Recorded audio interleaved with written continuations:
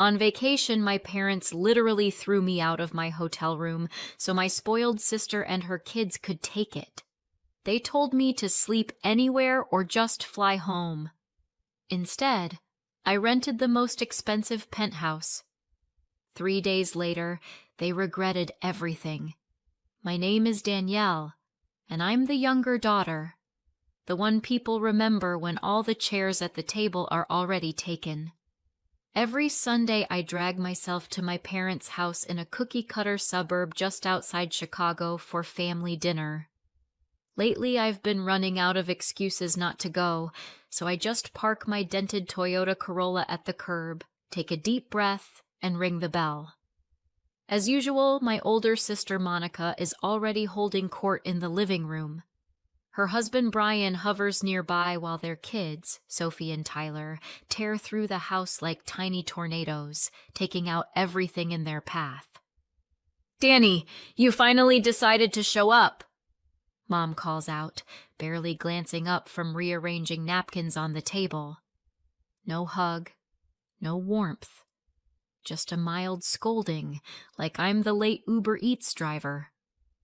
"Hi, Mom." "Hi, Dad."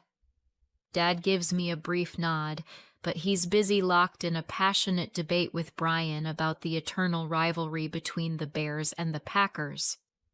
I hang my jacket and head toward the dining room just in time to hear Mom's voice flip into worship mode. "You should have heard what the teacher said at the conference," she gushes. "Sophie is reading 2 grade levels ahead, and Tyler's coach from that elite sports academy thinks he'll make the starting lineup next year." Monica soaks it in like a paper towel in a puddle. "Well, I do Kumon with Sophie every night," she says modestly, loud enough for the neighbors to hear. "And I drive Tyler to extra practices 3 times a week. It's a lot, but what won't you do for your kids?" I sit down quietly. My presence barely registers. No one asks how my week was. No one asks about my job. No one ever does. What they don't know, and have never bothered to find out, is that 3 months ago I pulled one of our biggest clients back from the edge of total collapse, got a fat bonus, and a promotion to senior project manager at a major tech company. The kind of salary that would make Brian choke on his craft beer. "Pass the potatoes, Danny," Monica says, giving me that look. The one that says, "Poor Danny. Still single. Still renting that sad little 1-bedroom. Still nobody." I pass the potatoes. Take a sip of wine. Another secret they don't know. A few weeks back, I asked my friend Kelsey, she works at a real estate agency and practically lives on Zillow, to help me find a place to buy. I'd finally saved enough for a down payment. With my new salary, a mortgage wasn't going to kill me. Why tell my family? Best case, they'd act like it was no big deal. Worst case, they'd find a way to make it about Monica. Somehow. So I kept my mouth shut. A month after that Sunday dinner, Kelsey called me sounding way too excited for a Tuesday. "I found it," she said. "Corner 2-bedroom, balcony, designer kitchen, new build, walking distance to the subway stop by the airport. You need to see it tonight." That evening I drove over and fell in love the second I walked in. Quartz countertops, big windows, actual sunlight, not the gray mush I get in my rental. "This is it, Kelsey," I said, running my hand along the island. "I'm taking it. Start the paperwork." 2 weeks later, I signed the mortgage. I was officially a homeowner. The feeling was unreal. Pride, accomplishment, freedom, all rolled into one. I thought about telling my parents, but decided to hold it until the next Sunday dinner. Just once, I wanted to share good news and have it actually land. When Sunday rolled around, I drove to my parents' place with my secret burning a hole in my chest. But the second I walked in, I knew something was off. The air was buzzing. Monica's kids were bouncing off the walls more than usual, and my parents were practically glowing. "What's the occasion?" I asked, hanging up my jacket. Mom and Dad exchanged conspiratorial looks. "We've decided," Dad announced grandly. "The whole family is going on vacation to Florida, a resort near the Gulf Coast. Can you get the time off?" I paused. I hadn't had a real vacation in 2 years, and there were no urgent projects on my plate. "Yeah," I said. "I can take 2 weeks." Mom's face lit up. "Wonderful! The whole family together in Florida. It'll be magical." Her happiness caught me off guard. She actually seemed pleased I was coming. That was new, and for a moment I let myself feel included. "We fly out in 2 weeks," Dad explained. "We've been planning for a while, but wanted to make sure everyone could go before announcing it." I sat down. My news about the condo quietly slid to second place. A family vacation didn't sound so bad. Maybe away from the usual routine, they'd finally see me differently. Dinner continued with everyone talking over each other about Florida, what to pack, where to go, what to eat. My condo stayed my secret a little longer. The following Sunday, I showed up expecting more excited chatter about the trip. Instead, I walked into a funeral-level mood. Monica was slumped at the table, eyes puffy from crying.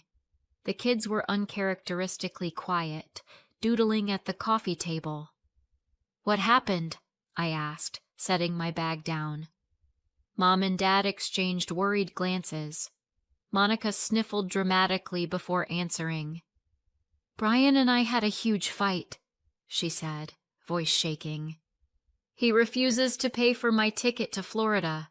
Says I just sit at home and don't deserve a vacation." I bit my tongue to stop myself from pointing out that she literally does not lift a finger at home. Brian hired a housekeeper last year because housework gives Monica migraines. "So you're not going?" I clarified. Monica shook her head sadly. "Not unless Brian changes his mind. And he won't. He's stubborn as a mule." "It's okay," Dad said, patting Mom's hand. "We'll plan another family trip later. This won't be our last chance." The rest of dinner dragged by in gloomy tones. Everyone took turns comforting Monica about her tyrant husband. I stayed quiet, feeling a strange mix of sympathy and irritation.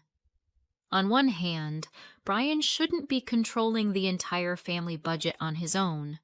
On the other, Monica really doesn't do anything. By the time I left, one thing was clear. Florida would be just me and my parents. 2 weeks later, I spent the evening before the trip in my old rental, packing. Most of my things were already moved into the new condo, but I'd left a few pieces at the old place so it still looked lived in. I still hadn't told my family I'd moved. I'd planned to surprise them after the vacation. The next morning, I met my parents at O'Hare. We checked in, boarded a Delta flight, and a couple of hours later landed in Tampa. Warm, salty air hit us the moment we stepped out of the plane. Despite my doubts about spending 10 days with my parents, I felt a little ripple of excitement. Our hotel was about a 20-minute drive from the airport, the kind of mid-range beachfront place with a decent pool and direct access to the sand. It was called the Pearl, because of course it was. At the front desk, a friendly young woman named Christina greeted us. "We're fully booked on standard rooms," she told me cheerfully. "You were lucky to reserve when you did. Right now we only have suites and penthouses open. Those are a different price point." "Got it. Thanks." I took my key card. My room was simple but clean. Queen bed, small balcony, shower. Exactly what I needed. I unpacked, changed into shorts and a tank top, and met my parents by the pool for cocktails. The first 2 days we explored the area, swam in the ocean, adjusted to a slower pace. And you know what? It was actually nice.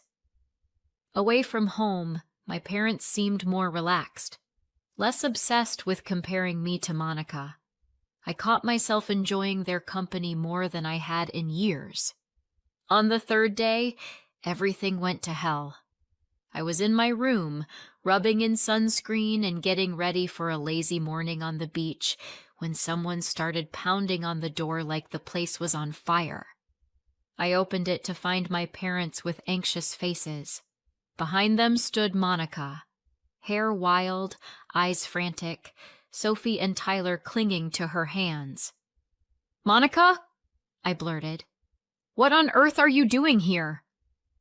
Monica collapsed theatrically onto my bed. "Brian and I are done," she declared. "We had a huge blow-up. I couldn't stand being in that house for another second, so I grabbed cash from his emergency stash and bought tickets for me and the kids."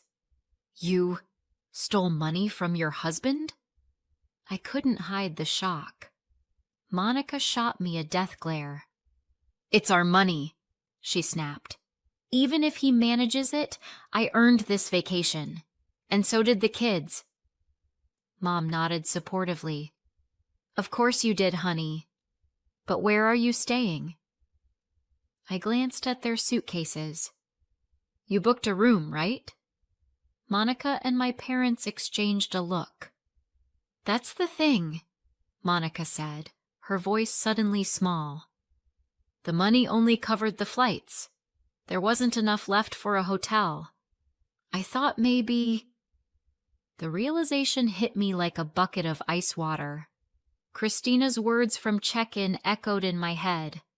All standard rooms fully booked. Only pricey suites left. "Exactly," Dad said, looking right at me with a calmness that made my skin crawl. The room went quiet. Everyone stared at me, expectant. Finally, Mom broke the silence. "Danny, you need to pack up your things." "What?" For a second, I thought I'd misheard. Mom sighed, as if she was explaining something deeply obvious. "Sweetheart, think logically. Monica has the kids. Your father and I are comfortable in our room. You're alone. It makes sense for you to give up your room so Monica and the children can stay there." I stared at her. "You're asking me to move out of my room," I repeated slowly. "So Monica, who arrived uninvited with no hotel money, can have it?" Mom's expression hardened. "Don't be selfish. You're one person. They're 3. You can find another place, or fly home early. Or just sleep on the couch somewhere," Dad added, as if this was a perfectly reasonable suggestion. Monica looked around my room like she was already mentally redecorating. "There's plenty of space," she said. "Kids can sleep in the bed with me. I'm sure you'll figure something out, Danny." I laughed. I actually laughed. That hysterical, slightly unhinged laugh that slips out when reality takes a sharp left. Mom didn't find it funny. "Enough," she snapped. And then, to my absolute shock, she marched over to the closet, yanked out my suitcase, and started throwing my clothes into it. "Mom, stop!" I yelled, grabbing for the suitcase. She ignored me, stuffing my things in random piles. When the suitcase was full, she zipped it shut and rolled it into the hallway. "There," she said briskly. "Now Monica and the kids can settle in." I stood there, stunned. Monica was already telling Sophie and Tyler where to put their backpacks on the bed. Dad was collecting my toiletries from the bathroom into a plastic bag. I could have fought harder. I could have called the front desk and demanded they kick my family out. The room was in my name. I could have made a scene big enough that the hotel staff would still be telling the story to their grandkids. But standing there, looking at these people who were supposed to be my family, something inside me cracked, then solidified into something sharper, clearer. Without a word, I grabbed my purse and walked out, leaving my suitcase where Mom had shoved it in the hallway.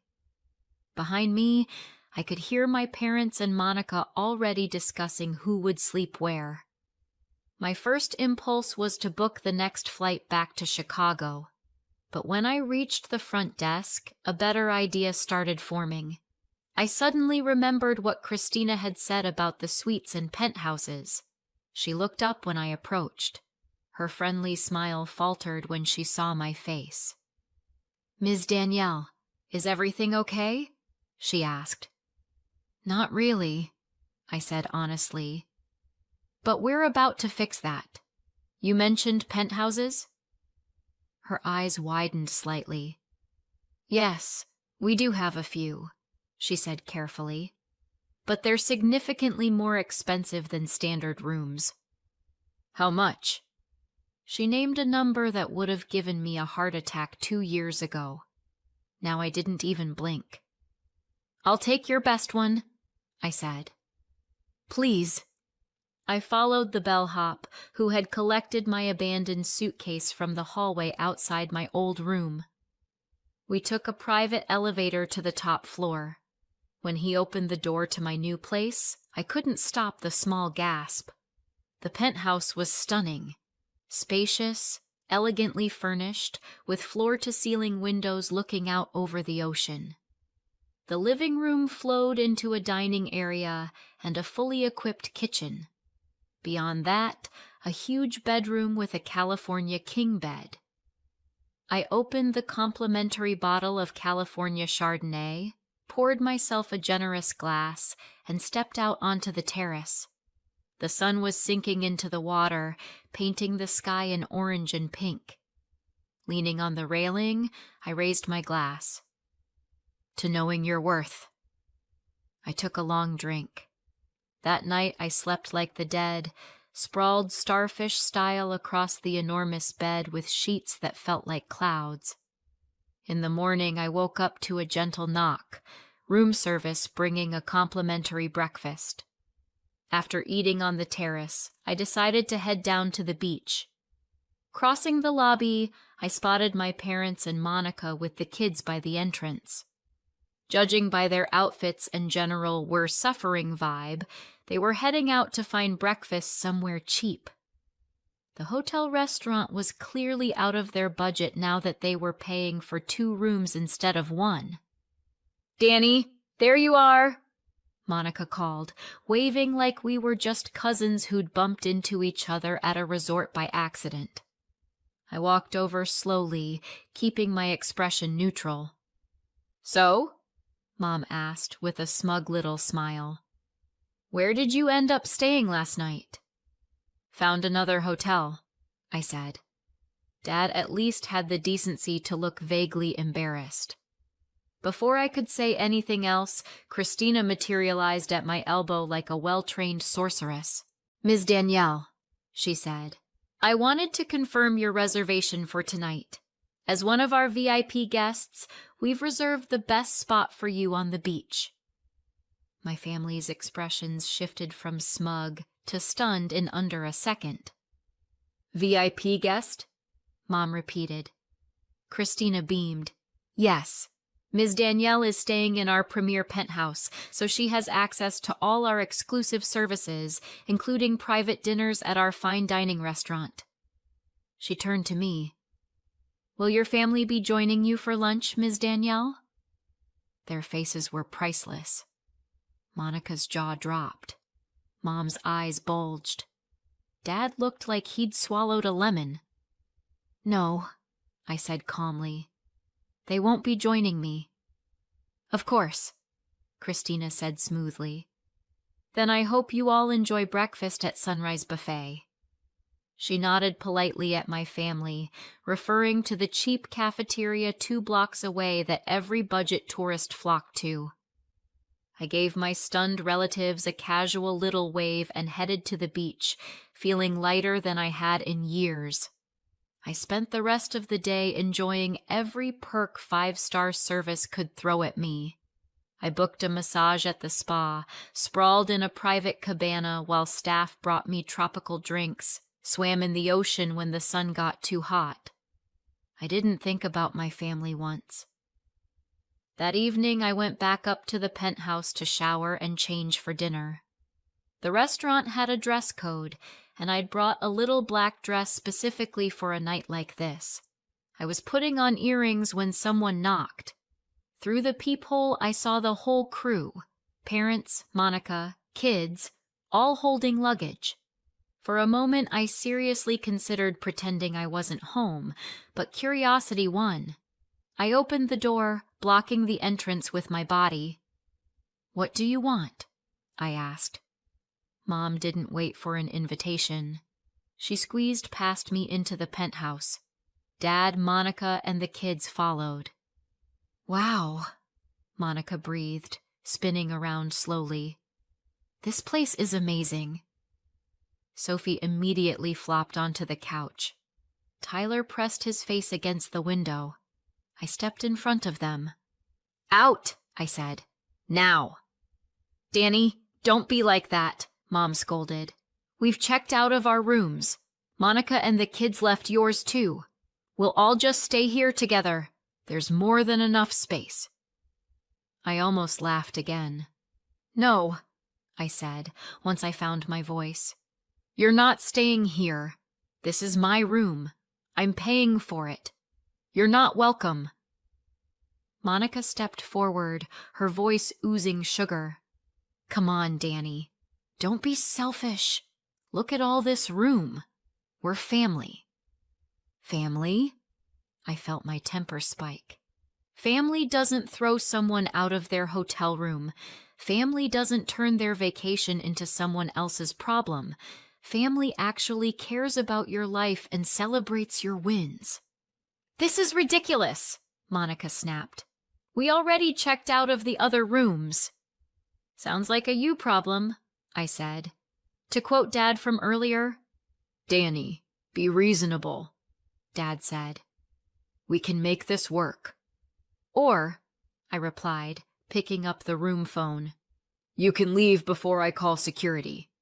"You wouldn't dare," Monica said. I dialed. "Front desk?" I said when they picked up. "I need security sent to my room to remove some unwanted guests." When I hung up, their righteous fury shifted to panic. "You're not serious," Mom whispered. "Completely serious," I said. "You need to go." "But where are we supposed to stay?" Monica's voice shook. "All the affordable rooms are booked." There was a knock. Christina arrived with 2 security guards. "Is there a problem, Ms. Danielle?" she asked. "Yes," I said. "These people need to leave my room and are refusing." Christina turned to my family. "I'm afraid I'll have to ask you to come with me," she said politely. "Wait," Mom blurted. "What about our old rooms? Can we go back?" Christina shook her head sympathetically. "I'm sorry, but as I explained at checkout, those rooms have already been assigned to new guests." As she led them out, Mom looked back over her shoulder. "This isn't over, Danielle." I closed the door without answering. On the terrace, my phone was buzzing nonstop. I finally picked it up. Text from Mom. "We're in a tiny roadside motel by the beach. 1 room for all 5 of us. The bathroom smells like mold. Hope you're happy." Text from Monica. "The kids are crying because the sheets are dirty. How can you do this to them?" I turned the phone off and set it aside. Their guilt trips might have worked once. Not anymore. For the first time in my life, I was responsible only for myself. And I was finally putting myself first. The rest of the vacation was bliss. I kept my phone off, checking it once a day in case of an actual emergency. The angry messages kept coming for 2 days, then suddenly stopped. Later I found out why. A hotel employee mentioned that my family had already flown home a couple of days earlier. Mom had left a message at the front desk. "We're going back home. Hope you're satisfied." I was more than satisfied. 2 weeks after I got back, I'd fully settled into my new condo and thrown myself into work. I channeled all the confidence I'd gained from standing up to my family straight into my job. I spoke up more in meetings, took on extra responsibilities. For the first time, I felt like I wasn't just surviving. I was building something. One afternoon, my phone rang. Mom's number. I'd been expecting that call, but my stomach still tightened. "Hello? Danielle, where are you?" Mom's tone was accusatory right out of the gate. "We went to your old apartment and they said you don't live there anymore." "That's right," I said. "I moved." Silence. Then Mom's voice came back, suddenly syrupy and curious. "You moved? Where? Give us the address. We all need to sit down, talk, and make peace." In the background, I could hear Monica whispering furiously. "I bought a place," I said. "My own place. I've got a mortgage." On the other end of the line, there was a stunned pause and then a muffled exclamation. "You bought a condo?" Mom finally managed. "When? How?" 2 months ago. I got a promotion and a pretty big raise last year, plus a bonus for that major project." "Why didn't you tell us?" Her hurt sounded genuine. It didn't move me. "When exactly was I supposed to tell you?" I asked. "At Sunday dinners where you only talk about Monica? On vacation, when you kicked me out of my room?" Another long silence. "We need to meet and talk," Mom said at last. "Family shouldn't fight. What's the address? We'll come this weekend." I took a deep breath. "No, Mom," I said. "I'm not giving you the address, and I don't want to meet. I need time away from all of you." "Danielle," her voice sharpened, "we're your family. You can't just cut us off."